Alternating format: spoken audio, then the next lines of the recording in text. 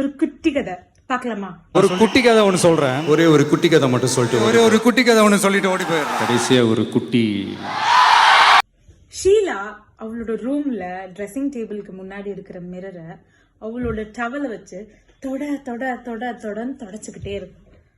ஸ்டார்டிங்ல அங்க இருக்கிற ரிஃப்ளெக்ஷன் அவருக்கு தெரியவே இல்லை. தொடக்க தொடக்க அந்த ஃபாக் கிளியர் ஆகுது. ஆனா மிரர்ல வர ரிஃப்ளெக்ஷன் ஆக்ஷன் நவரவே மாட்டேங்குது. அவ யோசிக்கிறா. அதுக்கப்புறம் இன்னும் அழுத்தி தொடக்கிறா. அப்போ டக்குன்னு அவள் சுத்தி இருக்கிற லைட்லாம் ஃபிளிக்கர் ஆகும். ஃபிளிக்கர் ஆகும்போது ஒரு வாய்ஸ் கேட்குது. என்ன தொடச்சுக்கிட்டே இருக்க? நான் வெளில வரணுமா?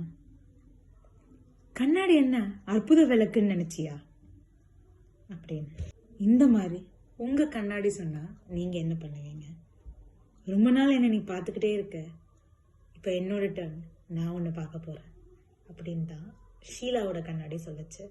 உங்க கண்ணாடி சொன்னா சும்மா இருப்பீங்களா?